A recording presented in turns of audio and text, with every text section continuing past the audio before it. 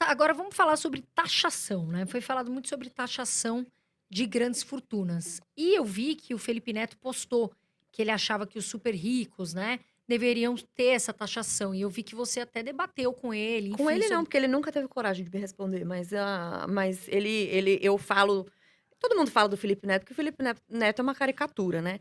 Ele quer que os ricos sejam taxados, menos ele. A riqueza é sempre assim, os ricos que gostam dessas ideias, são pessoas que falam assim: "Todo mundo que é muito rico é quem tem mais dinheiro do que eu". Só que no Brasil, o Felipe Neto é mais rico do que 99,9% da população, Com então certeza. teria que abrangê-lo também.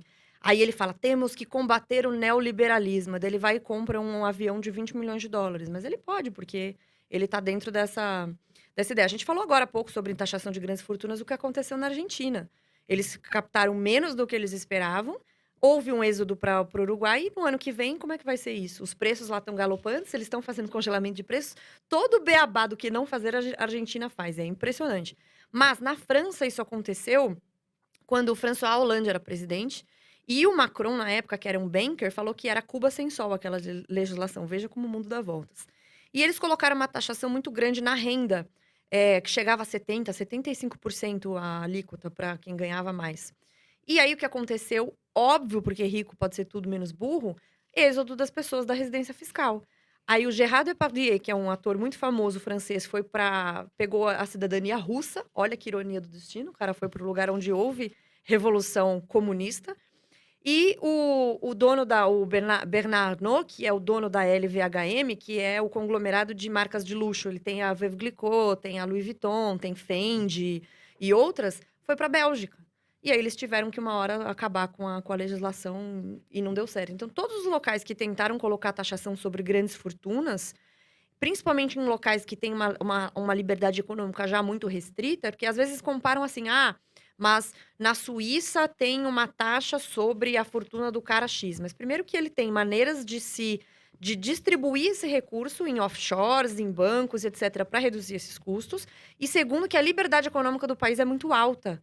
Então o cara, quando ele faz a comparação do país com uma liberdade econômica alta, em que ele tem liberdade para empreender, baixa regulação, blá, blá, blá, blá, blá, para ele fala assim: "Não, tudo bem, uma taxa aqui não vai fazer muita diferença, eu também consigo distribuir isso nas minhas offshores e diminuir a quantidade de imposto que eu pago", né. O rico, ele tem acesso a essas estruturas, a montar essas estruturas, é muito fácil.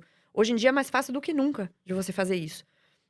Então ele, eh, monta essas estruturas e ele mesmo que ele pague numa parcela do patrimônio dele, como o ambiente de negócios é muito livre, ainda é o melhor lugar que ele pode estar e isso não vai fazer muita diferença. Agora pega a Argentina, que é um dos países super fechados, teve o lockdown mais, severo do mundo, congelando preços, estatizando empresas, dando todo aquele problema, tal, uma liberdade econômica restrita, e daí você impõe ainda mais uma taxação de grandes fortunas, é óbvio que vai dar Todo mundo vai errado. embora, não tem como. Exatamente, esse é o E não ponto. vai ser diferente aqui no Brasil. Porque vai ter se fizer isso aqui no Brasil, vai um monte de empresário vai embora também, Ó, não tem jeito. teve uma situação, recente, por isso que eu falo que karma is a bitch, né, ela sempre volta pra te morder depois. Sabe quem é o Pep Guardiola? Que é Sim. o técnico do Manchester, um dos mais bem pagos do mundo, talvez o melhor. Esteve aqui recentemente no evento, acho que da Da XP, né. XP, exatamente. Eu tenho batido bastante na XP, embora eu goste da empresa e use a XP como plataforma para os meus clientes lá na Faz Capital, porque eles estão dando muito palco para justamente as pessoas que fazem o oposto da educação financeira que se deve. E que pode ser um potencial destruidor do teu mercado e até do país. Então chamaram o Pep Guardiola primeiro para falar sobre disciplina, como que ele lidava com os jogadores, até aí tudo beleza. Só que é um evento de investimentos, né? Aí Uhum. perguntaram para ele: "Mas e aí, você investe?" Aí ele falou: "Eu não gosto de ganhar dinheiro dormindo". É um desconhecimento fatal e não é desconhecimento porque ele não é burro, é sinalização da virtude. Uhum.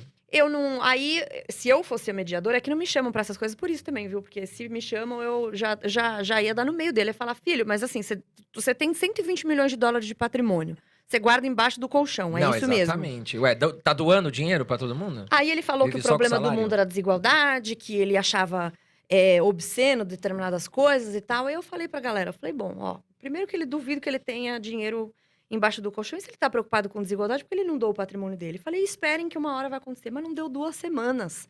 Panama Papers, que foi esse que saiu o Paulo Guedes, ele tem uma offshore não declarada em Andorra. Então eu digo de novo, eles não são burros, eles são sinalizadores da virtude. Era óbvio que ele não investiu dinheiro no colchão, porque ele não quer perder da inflação, ele quer preservar Claro. o patrimônio dele, ele quer ter segurança do patrimônio e ele quer pagar menos impostos. Mas na frente das câmaras é pipipi, popopó, porque a desigualdade e não sei o que, não sei o que lá. Então hoje é uma luta para sinalizar a virtude, para ser o mais bonzinho. E pouquíssimas pessoas na fila ali de informar, que é mais difícil, é menos popular a informação como ela é, porque ela tem... O capitalismo, ele tá necessariamente vinculado com a autorresponsabilidade. Se você tira a responsabilidade das pessoas e fala, alguém vai fazer por você, e quem não fizer isso é ruim, é feio, é chato, aí todo mundo quer sinalizar a virtude. A mesma coisa, Fernanda Lima. Ah, porque o Natal é uma doença capitalista.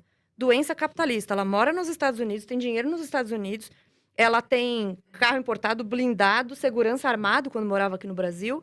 Mas o Natal é uma doença capitalista. Ah, pelo amor de Deus, eu não Demais. aguento. Olha, são 3 da tarde aqui e eu estou aqui na minha casa, na minha piscina, trabalhando apenas com o meu celular. E o melhor de tudo, sem precisar ter um chefe chato, um emprego que você ganha um salário que mal paga as suas contas. E o principal, ganhando mais que a média salarial no Brasil.